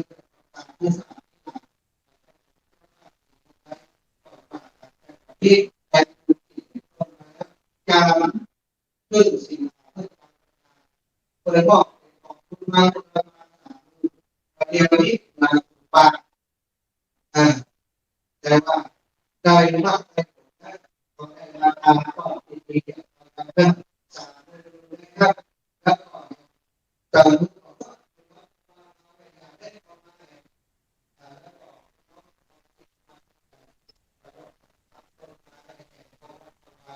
แต่ปีนี้ที่ก็มีการท่องเที่ยวตัวกองภาษาสร้างเงินถึงเขาเราจะด้วยกันแบบนี้ที่มาแล้วว่าที่แน่นอนก็ขอบคุณเยอะมากกว่าวันนี้เราได้ทำดีมาท่านผู้ใหญ่เป็นคนที่มีความตั้งใจในการทำงานว่าท่านจะขอแค่ไปงานก็พูดถึงเราก็ได้เพิ่มงานที่เรียน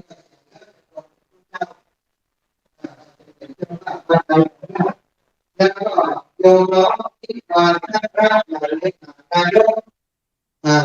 อบตท่านรองทุกขึ้นนะบอกว่าอันนี้ก็เป็นโครงการทำให้ยาการเพื่อการศึกษาครั้งแรกในห้องประชุมที่มหาวิทยาลัยราชภัฏสวนดุสิตน้องบ่าวคนนี้ได้เข้าร่วมประชุมในโครงการตัวเองก็ถือว่า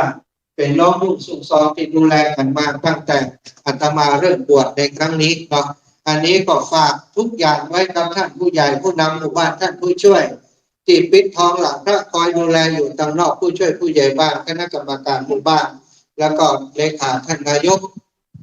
วันนี้ศรัทธาญาติโยมได้มาร่วมบุญที่นี่ทุกปีได้มาคณะศรัทธามาที่นี่รู้สึกสบายใจ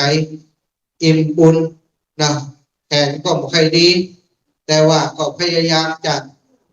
เกี่ยวกับแขนความจริงที่มาตายวันที่24ก่อนยอดว่ามันข้างกะทิใน4ตีนะโต๊ะหลังคาเอาหัวพุ่งลงว่าได้สอนมู้นะพ่อก็ได้สอนแม่ก็ได้สอนแต่มือมันจ่วยมือมันวายการโยตีนสองข้างนี่ก็มาสามัคคีกันข้างหนึ่งหยับไว้ข้างหนึ่งไปทางไหนนี่ก็บอกมันมดไม่เท่านั้นก็บอกอย่างกำลังท่มฟาดลงช่วยเหลือตัวเองมาได้แล้วเอาหัวไปยุบกับเบื้องบนโดนไป5 เข็มแอนกาซินว่าผู้ซกมันใจโคนหรอกมันใจไม่ได้ทำกันเลย5 เข็มโต๊ะลงมาตั้งลงความจริงต้องตายมัน4 เมตรก่อน เดชะบุญอย่างไรก็ผู้กองเข้าใจว่าจะเล่นเป็นอย่างชนะเอาแขนนี่ไปต้องเปลี่ยนพูดว่าแห่งกำตื้อนอนกระดังบนพื้นหัวก็กระเจ็บไปอย่างบักกระแทกแต่ว่าเลือดไหลจากกระดังบนพื้นหัวก็กระเจ็บไปอย่างบักกระแทกแต่ว่า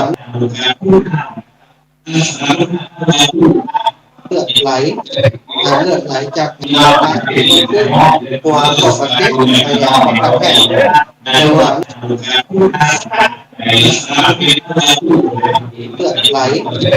เลือดไหลจากกระดังบนพื้นหัวก็กระเจ็บไปอย่างบักกระแทกแต่ว่า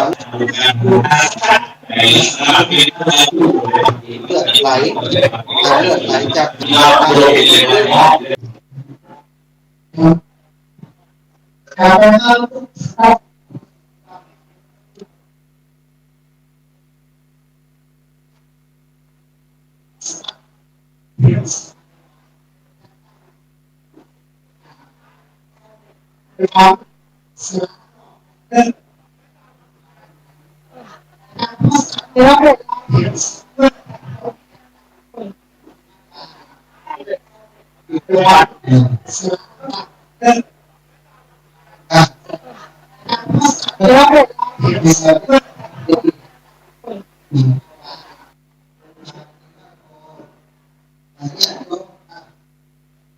โยมแน่โยมติดโยมน้องติดอยู่ข้างนอกอยู่ในที่ผ่านมาได้ไหมครับได้ของเพื่อนเองเรื่องเขาเป็นเขาบอกกัน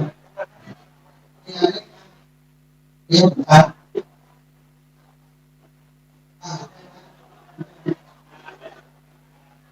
เป็นคนละงาน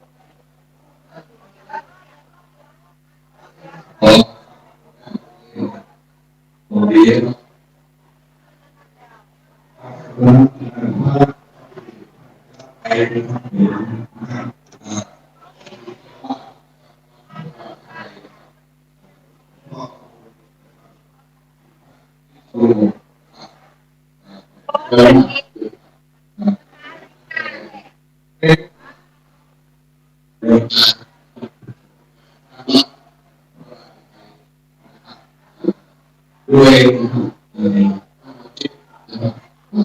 ที่คือสามารถอยู่บนแรง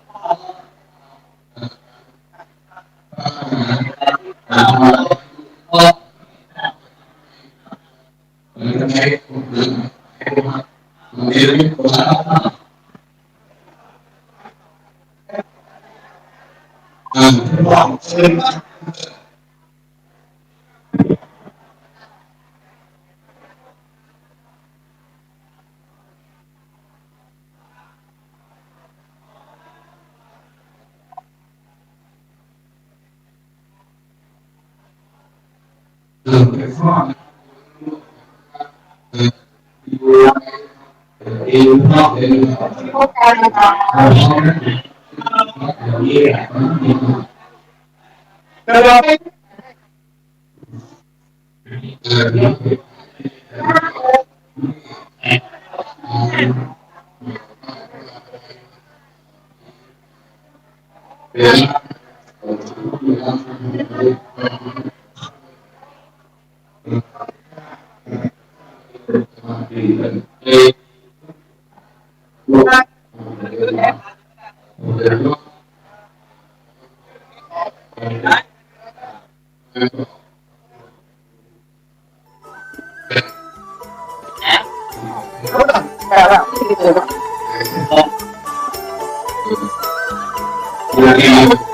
มดเลยเอาเดี๋ยวขอเชื่อก่อนอ๋อ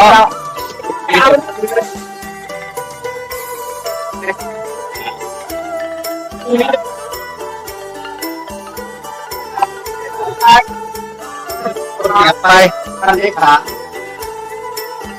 อยากจางหน่อย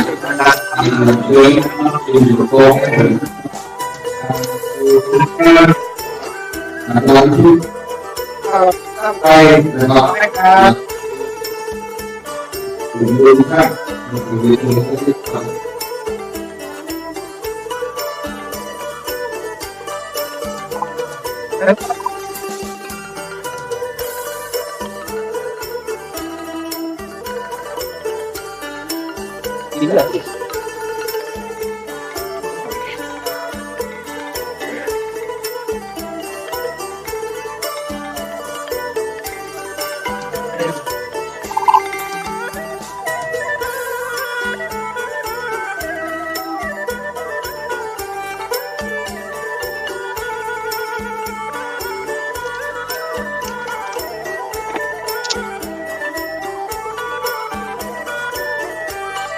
เรียกว่าการเราไม่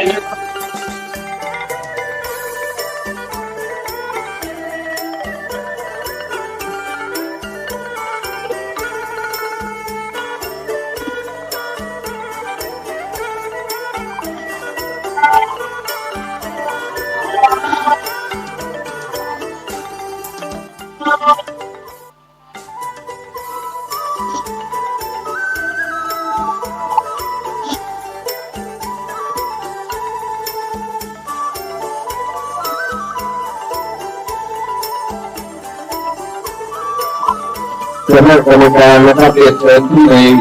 วิหารด้วยนะครับ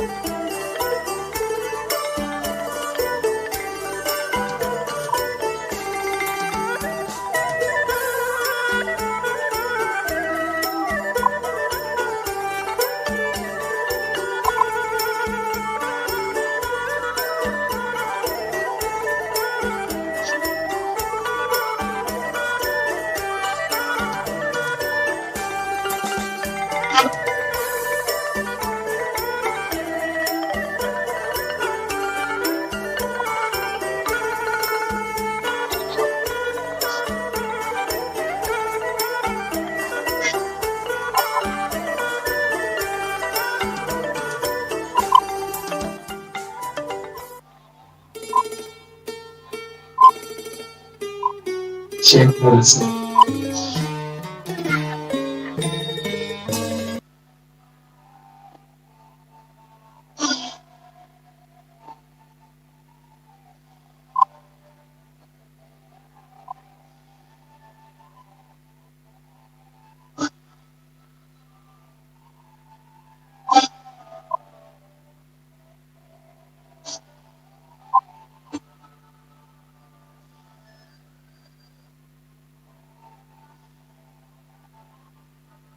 ไปลูก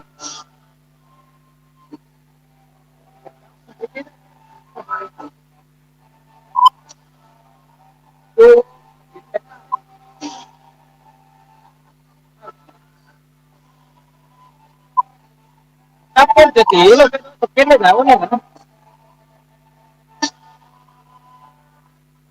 จะเราจะต้องไปวัดจะเข้าวัดก่อนเดี๋ยวเอามาขอหน่อยเถอะเฮ้ยลุงเข้ามาแล้วยังไปเลย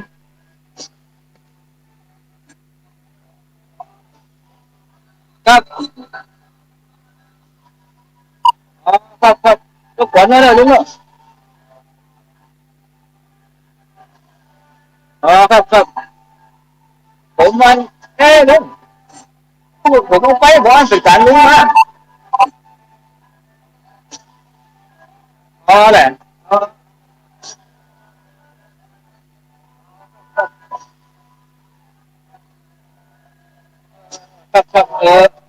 ดีทำนี้ทำเป็นเงินบอกเป็นจะได้หมด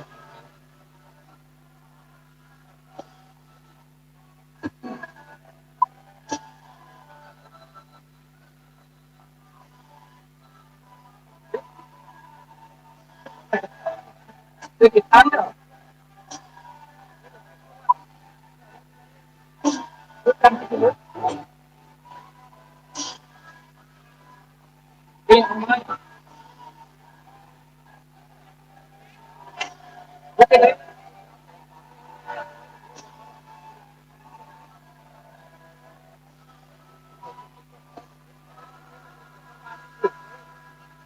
คือเราจะเก็บอยู่รับเพื่อในสำหรับกลุ่มดับตะวันนะครับจากบ้านกล้วย ต่อแผ่นเพลงแล้วจ้ะแผ่นเพลงอยู่ที่มันสอนนะครับ ต่อเอาไว้อันดอกนั่นแหละจ้ะครับเดี๋ยวนะครับเดี๋ยวผมถ่ายทอด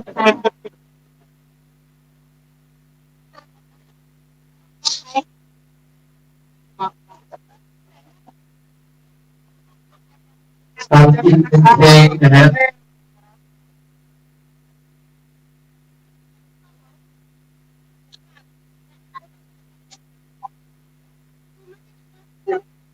ครับมีเพลงนะครับสำหรับคุณสาวแต่กล้วยนะครับร้องแล้วชิคกี้พายเกิด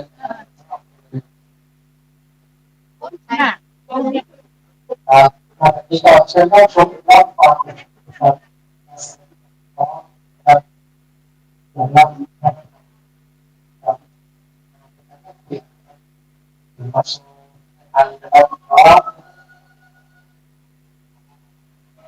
เฮ้ย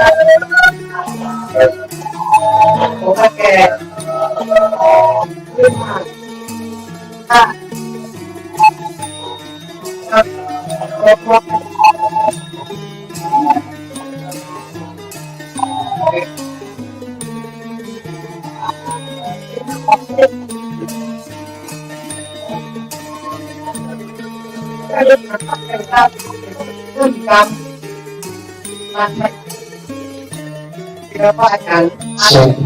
ไปนะครับเสร็จต่อรับนะครับด้วยตามเขาเป็นต้นแต่ครับให้ไปสารลงฟ้องก็ต่อไปนะครับก็ออกไปนะครับอันนี้ครับอันนี้อันนี้เป็นอะไร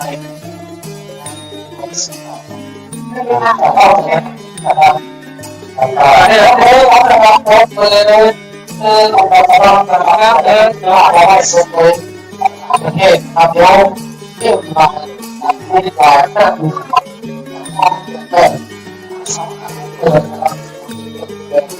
ตัวเราผู้ท่านที่อารีนะครับผมต่อไปจะเป็นเรื่องของที่จะมีในเมืองนะครับอามาก็สังเกตนะครับ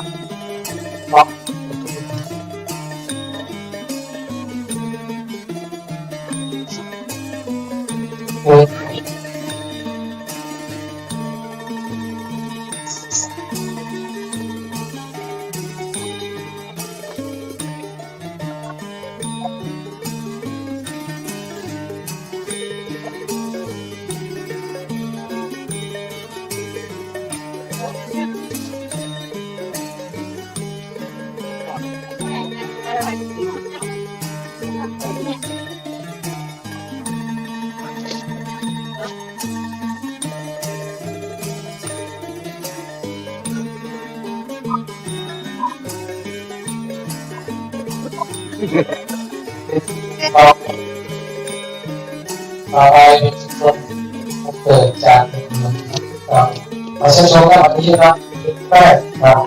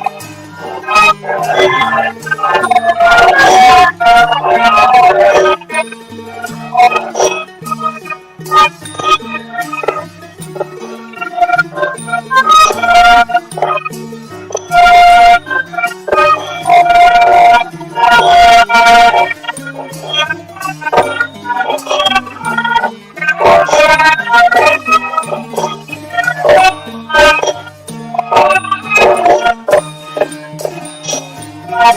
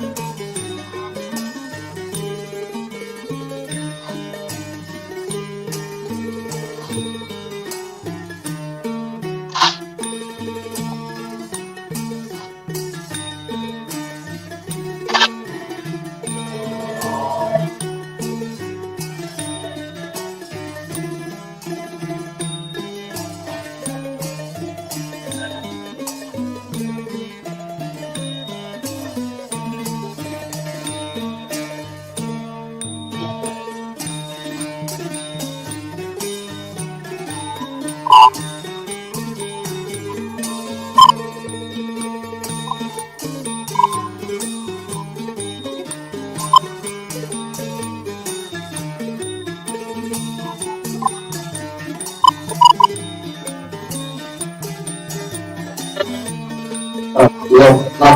ที่คือผมครับเป็นความรู้สึกนะครับความรู้สึกของต้นหน้า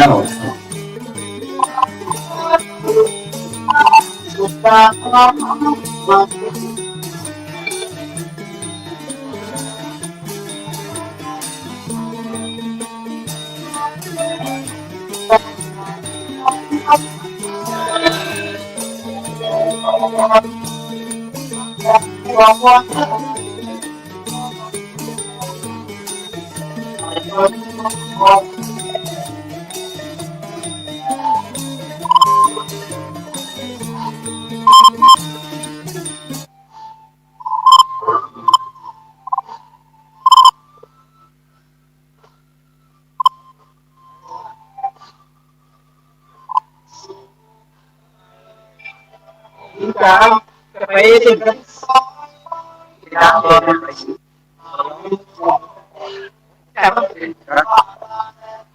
แกงเขาไปอย่างนี้